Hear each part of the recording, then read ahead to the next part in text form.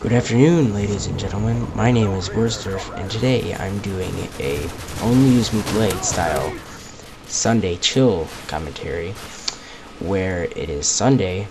I've enjoyed my weekend, and it is almost time for me to go to bed, so I'm very relaxed and chill. And I thought I would, entertain you guys with a sort of relaxed commentary where I kind of speak my mind of whatever topic I choose.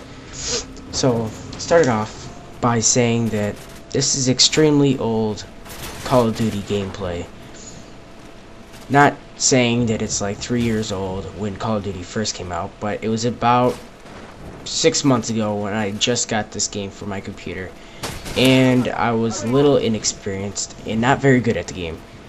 So, don't expect like extreme banana tear tabe style massacre from this gameplay, because I figured that you probably just want to listen to my commentary instead of watching gameplay that you've probably already seen 1,000 times from the same game that's 3 years old.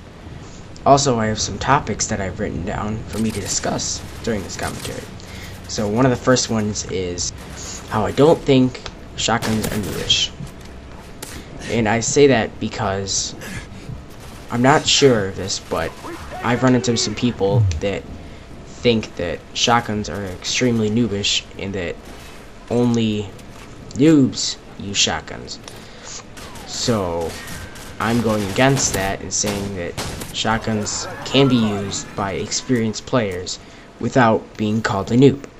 To support my argument, I will just start by giving a summary of all the shotguns that have been in all Call of Duty multiplayer, excluding before Call of Duty 4. That includes Call of Duty 1, 2, and 3. Only because I have no knowledge of those games and I've never played them before.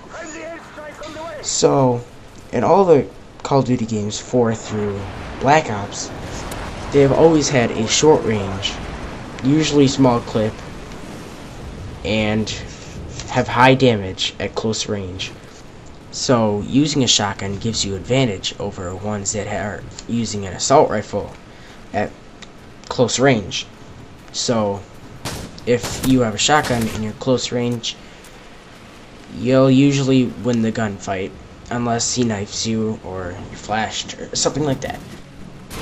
Considering the fact that you'll usually win a gunfight at close range with a shotgun, some people would assume that noobs would use shotguns because it's pretty easy to get a kill at close range with a shotgun that has a spread, so you don't need to be extremely accurate with it if you're shooting from the hip, and it makes it easier for less experienced players to get kills. As I show in this gameplay, I get like 40 kills in a 20-minute game with a shotgun, which was pretty impressive for my lack of experience. Also, people get pretty frustrated when they get killed repeatedly by the same guy, and I'm just speaking from my own experience. Whenever I see a guy that looks like he's holding a shotgun, now in Call of Duty games, since Call of Duty 4 through Modern Warfare 2, your character that you're controlling has always looked differently depending on what primary weapon you're holding. For example, in Call of Duty 4, whenever a guy is holding a shotgun, he's always wearing this huge backpack, sometimes with 2 RPGs sticking out the top.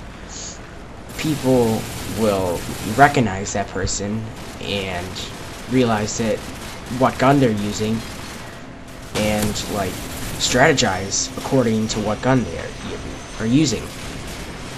So if someone keeps on getting killed by the same person and they know he's using a shotgun, and they see a person that looks like he's carrying a shotgun and it's too late, they can't beat the person, and it's the same person that keeps on killing them, but it's too late and they can't defend themselves and they die from that person, they get extremely frustrated because for that split second, they know that they're screwed, and they have nothing. They can do nothing about it, and the guy will kill them, and he's done that like 5 times. So wouldn't you get angry if there was a little kid at the playground throwing pebbles at you every 5 seconds? I know I would. So if you see my point, that a person with a shotgun will usually win at close range, and most of the time people will notice that they're getting killed by the same person, and that the person that has a shotgun and keeps on killing the other person is a less experienced player, the victim will usually call him a noob. And that's probably a good reason why people refer to people that have shotguns as noobish. And after all that information I just gave you, now you see the side that thinks shotguns are noobish. And I'm going to defend the shotgunners that they are not always noobs. So what I'm saying is that good, high experienced players can do well with a shotgun due to the fact that if you're accurate and you know how to use your gun you're holding, you will rack up a really high score. And if you're on the top of the leaderboards at the end of the game, people will still call you noobs because they think only noobs use shotguns. And yeah. So at this point in the gameplay, I got a little excited when I saw all those red dots on the radar, and I got a little PO'd because I got killed by a last stander early in the gameplay, and just then I got killed by Marty by a guy that I should have knifed. So I couldn't control my senses, and I put a little mean words into the chat, and here I failed. So on to the next topic, the perks that I suggest for using a shotgun while playing a Call of Duty game. And it all depends on what kind of shotgun you're using. For example, if you're using a pump action shotgun like the Stakeout in Black Ops, or the Spaz 12, or SPAS, whatever you want to call it, in Modern Warfare 2, you would use stopping power. Or for Call of Duty 4, I prefer double tap because the W1200 doesn't have that great of damage, and even with stopping power, it can get a 2-shot from about 25 feet away. But if you have double tap, it increases your chances of winning a gunfight between someone with a submachine gun.